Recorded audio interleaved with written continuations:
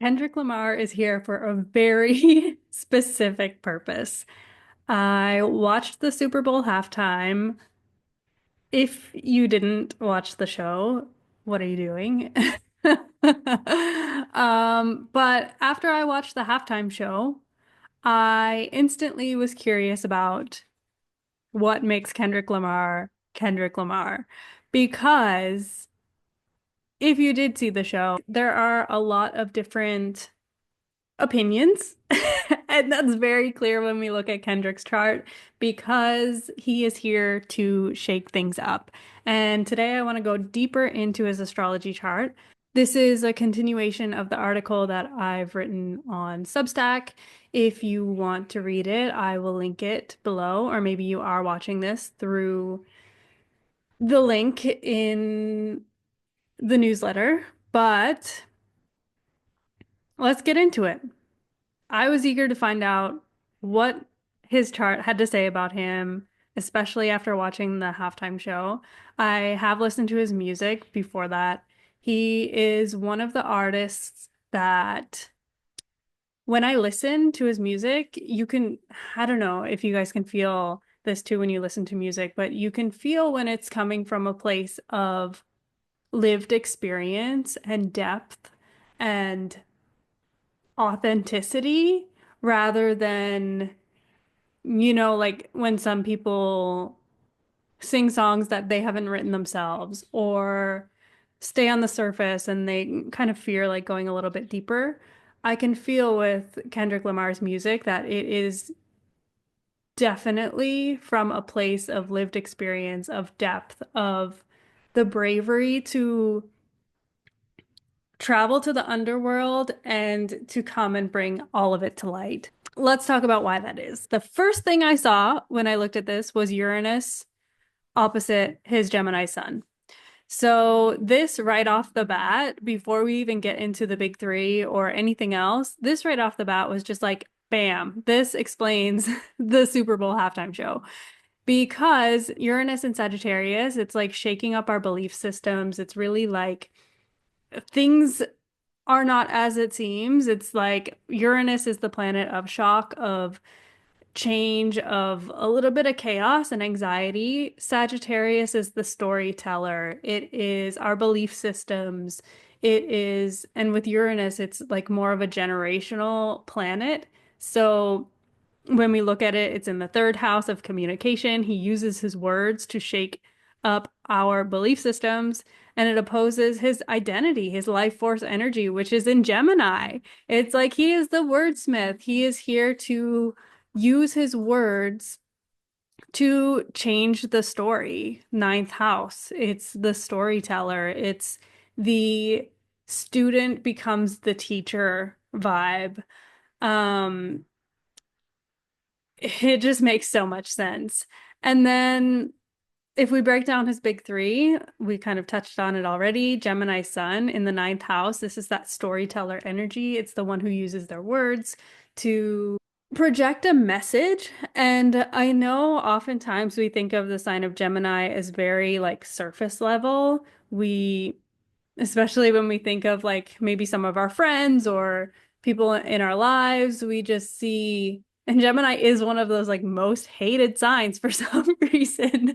But a lot of big name rappers have their sun in Gemini because it is like this ability to use words in a way that most of us just like cannot even imagine. So if we look at the glyph, the column, it's a column between heaven and earth, mind and heart. It's like oftentimes Gemini can get stuck in the mind and then it just stays up here and it's like airy fairy, flaky, cannot keep things together. But then like when the column is clear, it's like the messenger from heaven to earth. So, at the highest expression, Gemini is a channel, much like Mercury, the messenger of the gods. He goes to the heavens, to the underworld, everywhere in between to deliver all of these messages.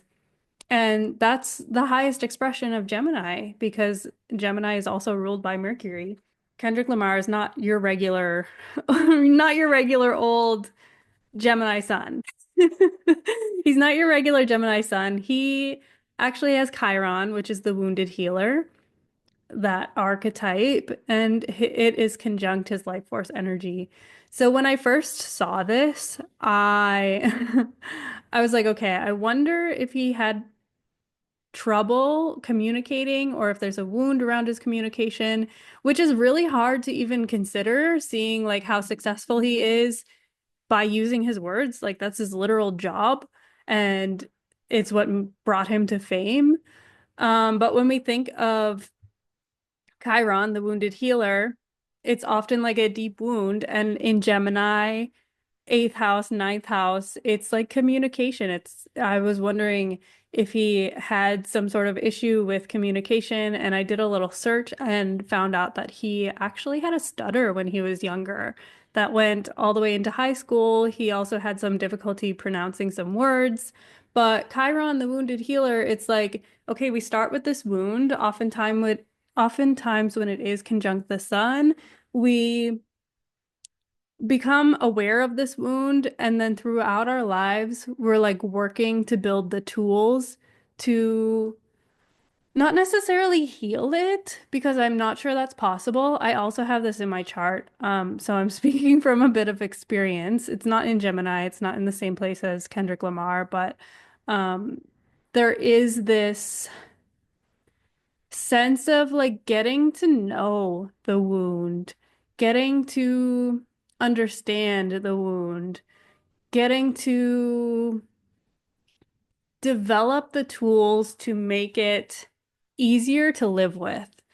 I don't think it's something that can be healed and be gone. Not that we would really want that, because what happens is with this wound, and for Kendrick Lamar, it's like around his communication, around the way he uses his words, he then becomes this beacon for others who also struggle with this, or he uses that gift, because oftentimes we can think of a wound as something that's bad or we want to eradicate, but that's not how I look at it. It's really this opportunity to dive deeper, to understand the human condition on another level, and then to use that gift, because that's exactly what it is. It's like it's a gift that then can be shared.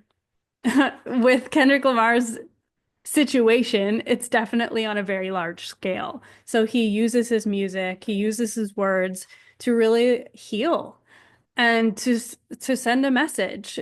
And with that Uranus opposition, it's like it's going to be shocking at times. Like the things that he says, sometimes you're like, "Whoa, what?" So I think that's such a beautiful expression of Chiron conjunct the sun, the wound, and his life force energy, but how he really turned it around and he uses it for the greater good. And then we look at his Pisces moon. This is such an artist. Like so many people with Pisces placements, especially Pisces moons, are artists. There's this sense of like healing through art. There's this sense of like using the pain or whatever feeling. It doesn't even have to be pain. It's just like transmuting the emotions that you feel in your body into something that's greater than yourself. And that's what Kendrick Lamar does. He actually talks about this in some interviews, specifically I don't know if he said it in that interview. I forget exactly where I heard it, but he does use things that he's taken from therapy in his life, like in his own personal life, and turns that into his art. And also in the Rick Rubin conversation that I link to in the post, he talks about how children are also a big inspiration for him, and his Pisces moon sits in the fifth house of children. Like he gains a lot of inspiration from the words of children, the fresh perspectives, the like unfiltered expression and innocence of a child. So he's using these conversations that he has with kids to inspire his art. And I think that's so beautiful. His his music really, it does something to me. It's like when I look at his sun and moon and like his chart as a whole, I just feel like channel vibes. It's like he's channeling.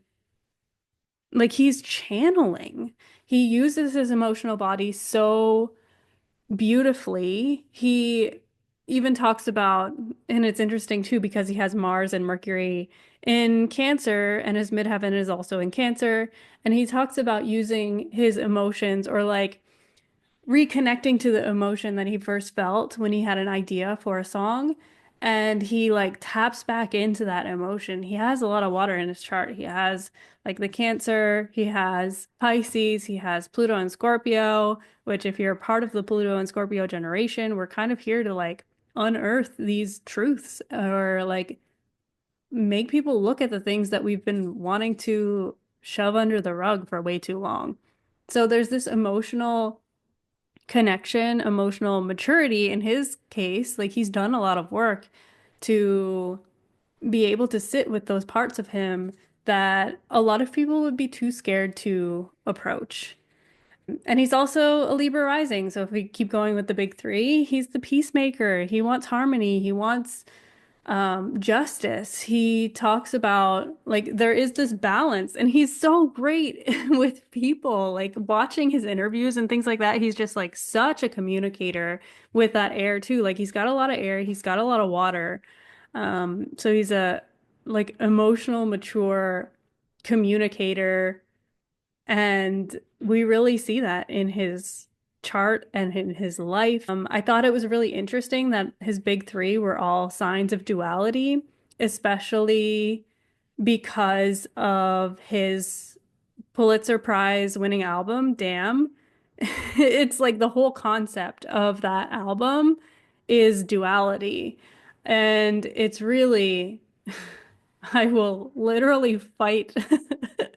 I will die on the hill that this was so worthy of that award because it's just brilliant. Like when you really dig deeper into the meaning behind it, his intentions behind it, just the way that like it's basically two separate albums in one. Like there's so much in there that I can't even get into here, but it's worth looking into. It really embodies that duality, and I see that in his chart as well. Like there's this duality. It's not black and white. It's like he explores the gray areas, and I think that's amazing.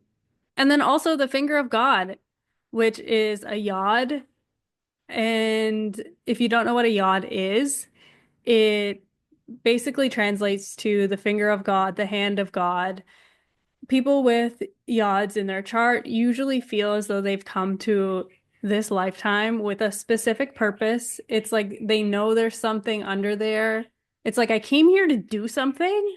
And now I just need to figure out what it is. And it looks like this. So if we see Venus at 8 degrees of Gemini, sextiles his north node at 8 degrees of Gemini, some astrologers may say that this is not a yod because the North Node is not a point on the chart. It's not a planet. It's a point on the chart, but it's not a physical planetary body. I disagree. I use the angles, I use the nodes for these major aspects. If you don't, I'm curious to hear what you think about that. But so he has Venus sextile the North Node, and then they both, we can see these green lines. These are quincunxes. They're a little bit uncomfortable, and they point to Pluto in the first house. So what this means to me is that Kendrick Lamar came here for a purpose. He has Pluto in the first house, and this is where a lot of the weight of a yod really sits. This is the discomfort. It's like, okay, this is usually the point that we feel the most.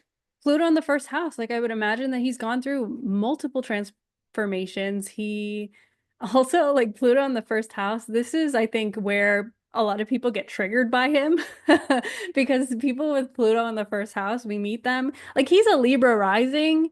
We're gonna meet him, and he's like, cute and like lovable and he's conversational, we're gonna feel good. But then when we meet his Pluto in the first house, it's like he's holding up a mirror to us. So when we look at him, we're going to see things that maybe we haven't been willing to look at in ourselves previously. He really holds up that mirror to people. And I think like we've seen a lot of that, especially on the internet since the Super Bowl. There's a lot of opinions about this performance. And I think that is Pluto. That's his like purpose.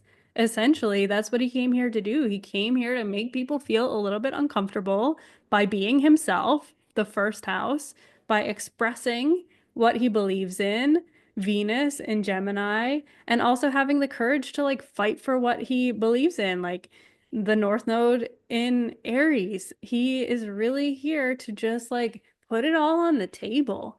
And whether you like it or not, it's going to expose some things that maybe we weren't willing to look at, especially like Venus is in the eighth house, the North Node is in the sixth house. So this is like, he's really taking this wisdom from like even if we bring in the South Node in Libra, like he's bringing these gifts of being able to like balance and find harmony, but he's doing it in a way that requires like that warrior energy. Like he's going to fight for what he believes in. It's going to be uncomfortable. Like that eighth house stuff is coming up where it's like things that most people don't want to look at. And with Pluto, it's like we're going to see ourselves, and it's probably going to be parts of ourselves that we don't necessarily like, we're not friends with, and this is that opportunity to kind of make friends with those parts of ourselves that we have kept hidden. And this is where the change happens. Like he's here to speak his truth. Saturn in Sagittarius, like he's here to speak freely, speak truth, and to possibly rub people the wrong way in the process. Like I would imagine he had to learn and become friends with the fact that like when he says things, people are going to maybe feel a certain type of way. He might experience some backlash. There's going to be controversy.